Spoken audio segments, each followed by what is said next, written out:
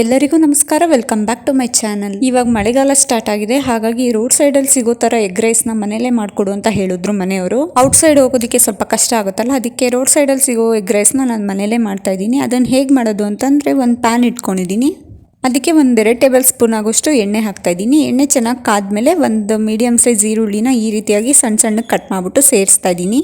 ಅದಾದ್ಮೇಲೆ ಒಂದು ಕಡ್ಡಿ ಕರ್ಬೇವಿನ ಸೊಪ್ಪನ್ನ ಅದನ್ನು ಕೂಡ ಸಣ್ಣ ಸಣ್ಣ ಕಟ್ ಮಾಡ್ಕೊಂಡು ಸೇರಿಸ್ಕೊತಾ ಇದ್ದೀನಿ. ಆಮೇಲೆ 2 ಹಸಿಮೆಣಸಿನ್ಕಾಯಿ, 8 ಬೆಳ್ಳುಳ್ಳಿ ಮತ್ತು ಒಂದು ಅರ್ಧ ಇಂಚ್ ಆಗೋಷ್ಟು ಶುಂಠಿನ ನೀಟಾಗಿ ಪೇಸ್ಟ್ ಮಾಡಿಕೊಂಡು ಅದನ್ನು ಕೂಡ ಸೇರಿಸೋದು.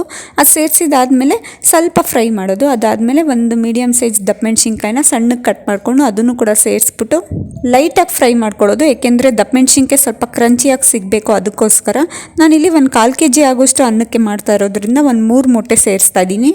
ಮೊಟ್ಟೆ ಹಾಕಿದಾದ್ಮೇಲೆ ಚೆನ್ನಾಗಿ ಫ್ರೈ ಮಾಡಬೇಕು. ಕಮ್ಮಿ ಉರಿ ಕೊಡಬೇಕು, ಜೋರು ಉರಿ ಕೊಟ್ಬಿಟ್ರೆ ಸೀದೋಗ್ಬಿಡುತ್ತೆ. ಅದಕ್ಕೋಸ್ಕರ ಕಮ್ಮಿ ಉರಿ ಕೊಟ್ಟು ಚೆನ್ನಾಗಿ ಫ್ರೈ ಮಾಡಬೇಕು. ಅದು ಎಣ್ಣೆ ಬಿಡೋ ತನಕ ಫ್ರೈ ಮಾಡಬೇಕಾಗುತ್ತೆ.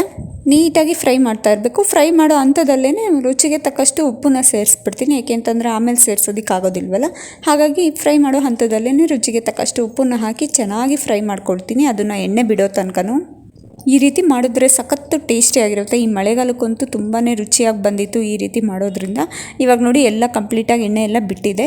ಈಗ ಆದಮೇಲೆ ನಾನು ಒಂದು 250 ಗ್ರಾಮ್ ಆಗೋಷ್ಟು ಅಕ್ಕಿನ ನೀಟಾಗಿ ತೊಳೆದು ಬೇಯಿಸಿ ಇಟ್ಕೊಂಡಿದ್ದೆ.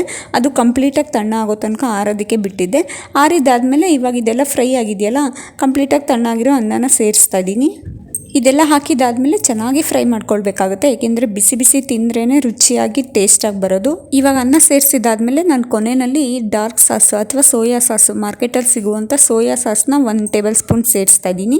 ಈ ಎಗ್ ರೈಸು, ಫ್ರೈಡ್ ರೈಸು ಮಾಡಿದ್ರೆ ಈ ಥರ ಸೋಯಾ ಸಾಸ್ ಹಾಕೋದ್ರಿಂದ ಅದು ರುಚಿನೇ ಬೇರೆ ಕೊಟ್ಬಿಡುತ್ತೆ.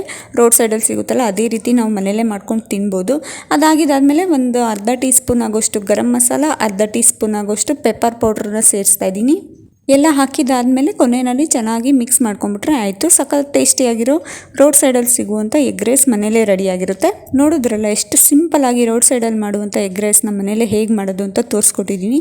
ಈ ವಿಡಿಯೋ ಇಷ್ಟ ಆಗಿದ್ರೆ ಒಂದು ಲೈಕ್ ಮಾಡಿ, ಶೇರ್ ಮಾಡಿ. ಹಾಗೆ ಹೊಸದಾಗಿ ನನ್ನ ಚಾನಲ್ನ ನೋಡ್ತಾ ಇದ್ದರೆ ಪ್ಲೀಸ್ ಸಬ್ಸ್ಕ್ರೈಬ್ ಮಾಡ್ಕೊಂಡು ನೋಡಿ. Thank you for watching.